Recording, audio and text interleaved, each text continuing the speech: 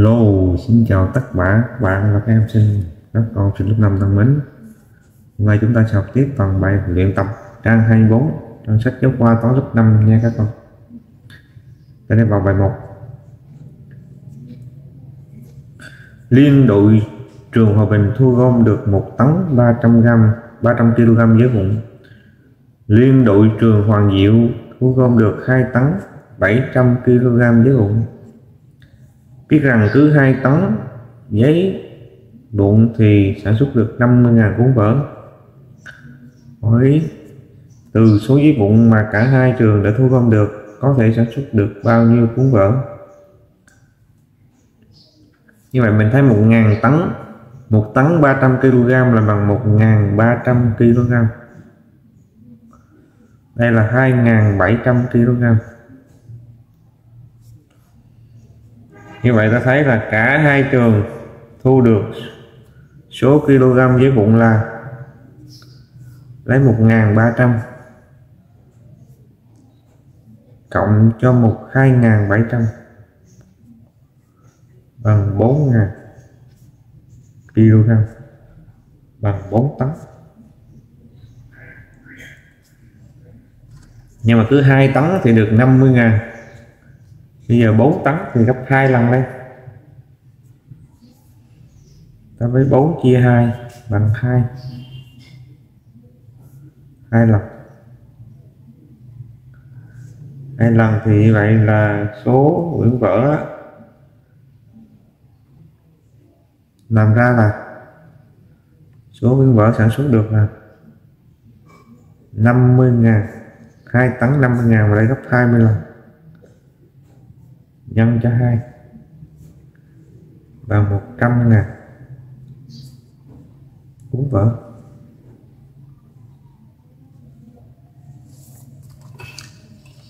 Tôi qua bài số 2.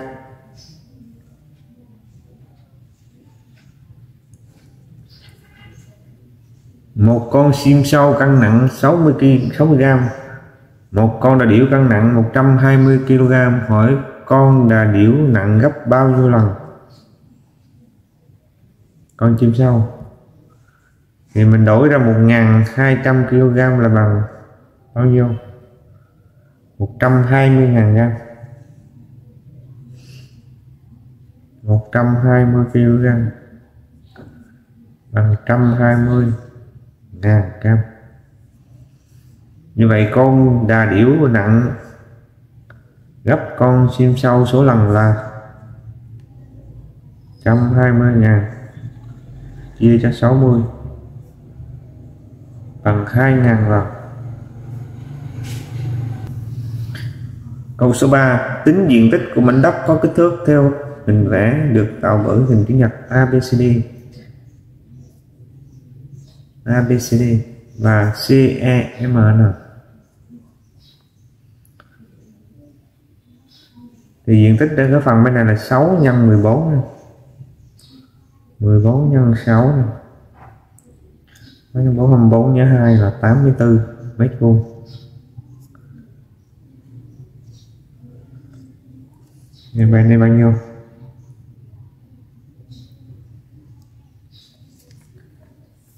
Bên đây là hình vuông cho nên mình là 7. 7 nhân 7 bằng 49. Tích hình chữ nhật này sẽ là 84 cộng 79 cộng 49. 84 cộng 49, 89 là 13 nhớ 1. 84 12 là 13 mét vuông. Nó sang bài số 4.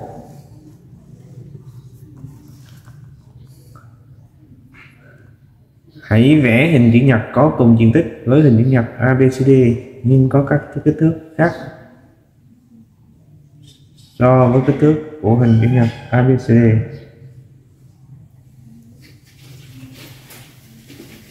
Đây là 4 nhân 3 là 12 này.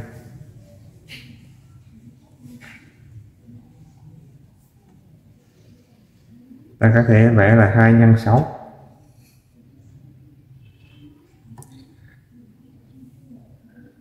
2 cm 6 cm.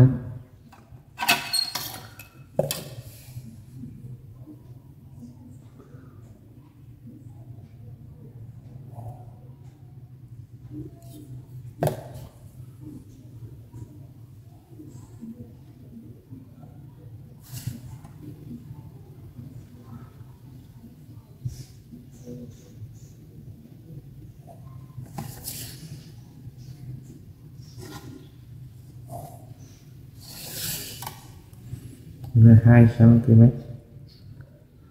6 cm. Rồi ta qua phần tiếp theo cái qua phần decamet hectomet. Để đo diện tích, người ta còn dùng những đơn vị decamet vuông, hectomet vuông. Câu A decamet vuông.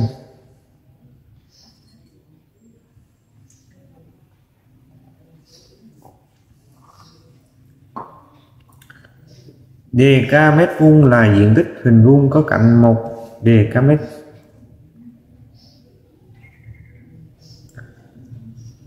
Decamet vuông viết tắt là DAM mũ 2. Ta thấy decamet vuông gồm 100 hình vuông 1 mét vuông.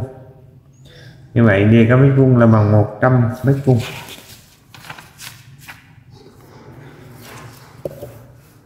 Hectomet vuông. Hectomet vuông là diện tích của hình vuông có cạnh dài 1 hectomet.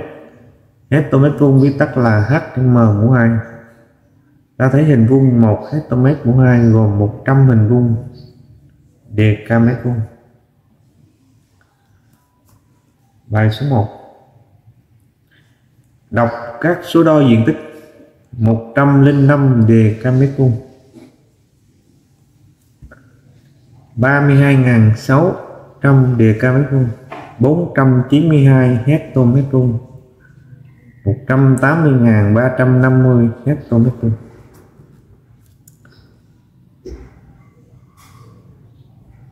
Bài số 2.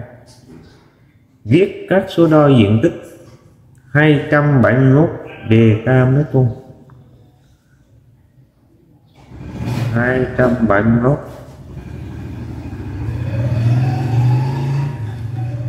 18.954 decamet vuông. 18.954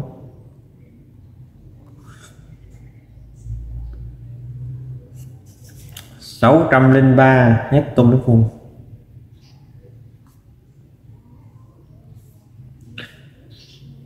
34.620 hectomet vuông.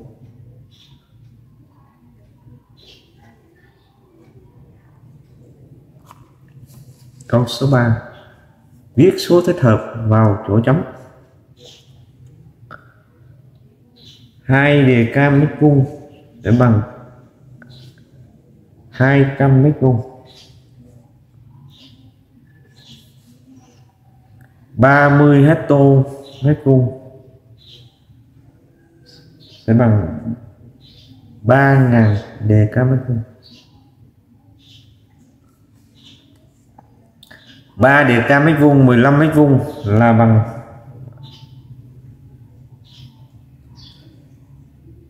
3 decamet vuông là bằng 315 mét vuông.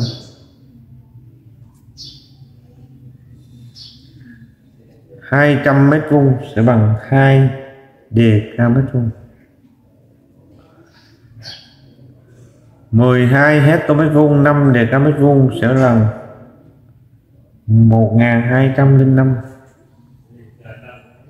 decamet vuông. 760 mét vuông sẽ bằng 7 decamet vuông và 60 mét vuông. Câu B. Viết phân số thích hợp vào chỗ trống. 1 mét vuông sẽ bằng 100 1/100 decamet vuông.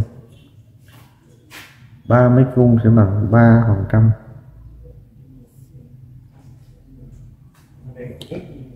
27 mét vuông sẽ bằng 27/100. 1 decamet vuông sẽ bằng 1/100 hectomet vuông. 8 decamet vuông sẽ bằng 8/100 decamet vuông. 15 decamet vuông sẽ bằng 15/100 hectomet vuông. Hướng dẫn này. 100 mét vuông bằng 1 decamet vuông. 1 mét vuông bằng 1/100 decamet vuông.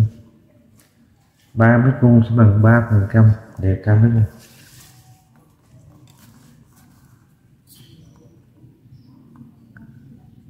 Bài số 4. Viết các số đo dưới dạng số đo, đơn vị là dk mét vuông.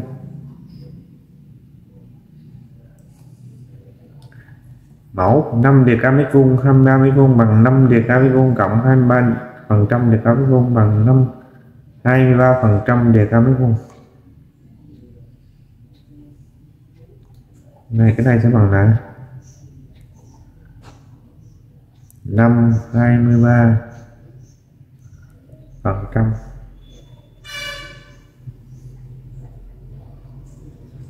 dk mét vuông.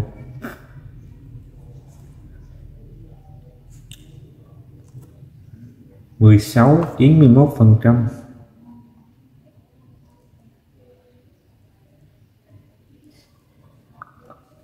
dk mét vuông bằng 32,5%.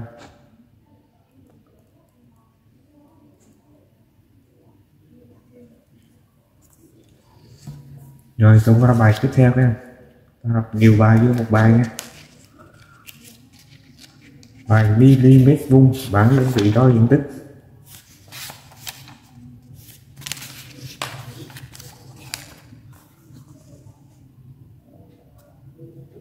Mm vuông. Để đo những diện tích rất bé, người ta thường dùng mm vuông. Mm vuông là diện tích của hình vuông có cạnh dài 1 mm. Mm vuông viết tắt là mm/2. Ta viết hình vuông 1 cm vuông gồm 100 hình vuông mm vuông. Do đó 1 cm vuông bằng 100 mm vuông và 1 mm vuông bằng 1/100 cm vuông.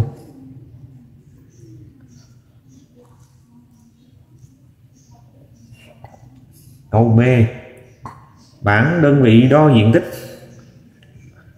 lớn hơn mét vuông, bé hơn mét vuông. Lớn hơn mét vuông có km vuông, hectare vuông, dk mét vuông. Nhỏ hơn mét vuông có deci vuông, cm vuông, mm vuông.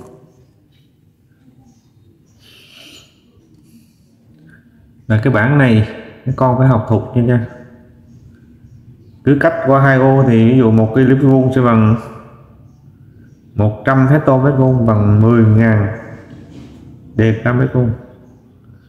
Còn tính ngược lại thì là bằng 1/100.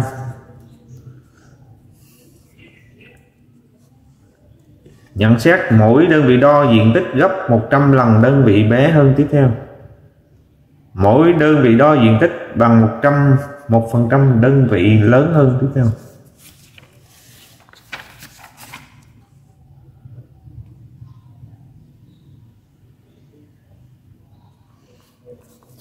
Ta qua bài số 1.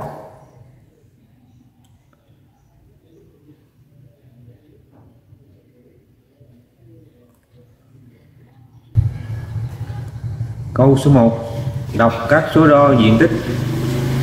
Đây là 29 mm vuông, 305 mm vuông, 1200 mm vuông. Câu B. Viết các số đo diện tích. 168 mm vuông,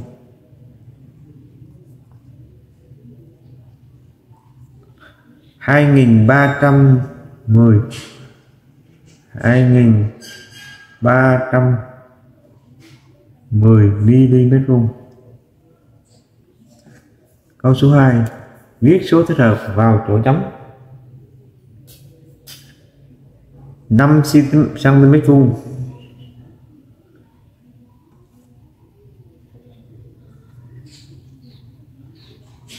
bằng 500 mm vuông. 1 mét vuông bằng 10.000 cm vuông. 5 mét vuông bằng 50.000.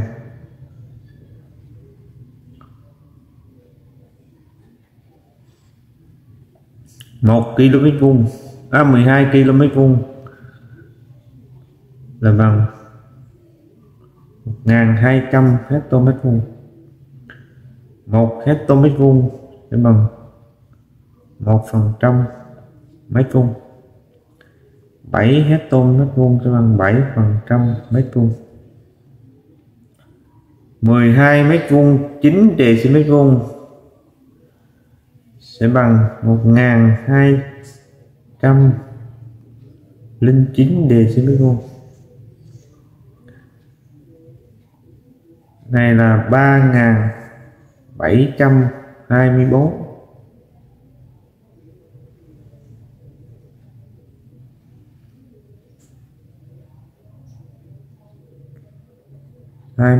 mét vuông 800 mm vuông để bằng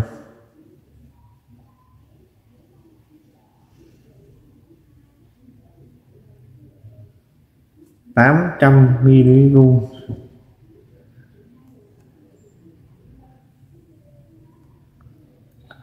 sẽ bằng 8 cm vuông. 12.000 hectare mét vuông sẽ bằng 120 km vuông. 3.400 dm vuông sẽ bằng 34 mét vuông. 990.000 mét vuông sẽ bằng 9 hectare mét vuông. 2010 mét vuông sẽ bằng 20 dm vuông và 10 mét vuông. 150 cm vuông là bằng 1 dm vuông 50 cm vuông.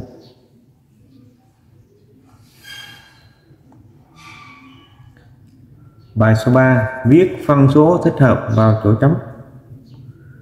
1 mm vuông bằng 1/100 cm vuông. 8 mm vuông sẽ bằng 8% cm vuông. 29 mm vuông sẽ bằng 29% cm vuông. 1 dm vuông sẽ bằng 1% mét vuông. 7 dm vuông sẽ bằng 7% mét vuông. 34 dm vuông sẽ bằng 34% mét vuông. Ta qua phần luyện tập.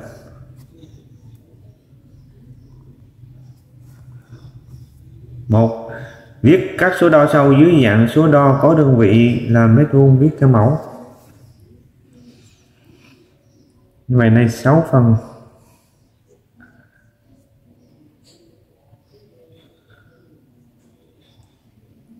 Như vậy đây sẽ là mấy em? 8 em rải phần 100.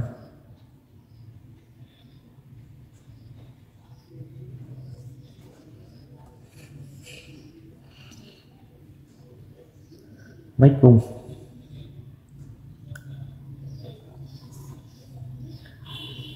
Bằng này là bằng 16/9/100 mét vuông.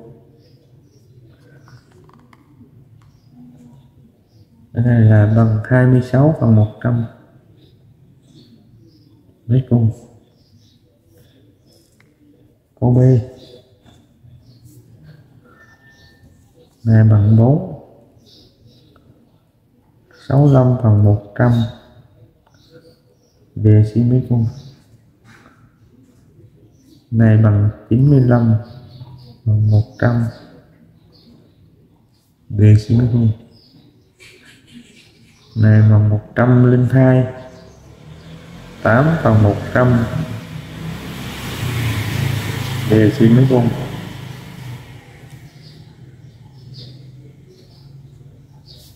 Bài số 2, khoanh vào chữ đặt trước câu trả lời. Này là bằng 305 mm vuông. Câu B, bài số 3, lớn hơn, bé hơn, bằng. Này là 207 làm bằng.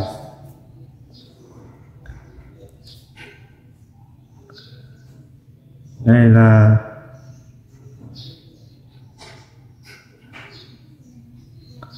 là 400, này là 348. Này 400, này 348, bé hơn. Này là 289, này 300, này lớn hơn. Này 61.100 hectoliter, lớn hơn. Bài số 4.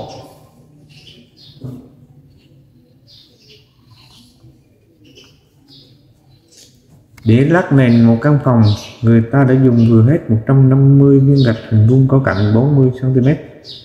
Hỏi căn phòng đó có diện tích bao nhiêu mét vuông?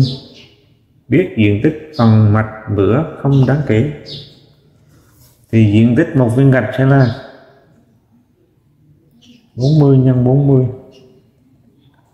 4416, 1600 cm vuông, sẽ bằng 16.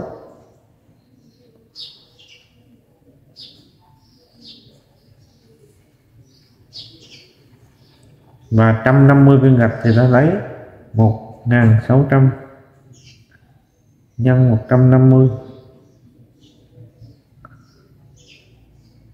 sẽ bằng 240.000 cm vuông, sẽ bằng 24 mét vuông. Vậy căn phòng có diện tích là 24 mét vuông.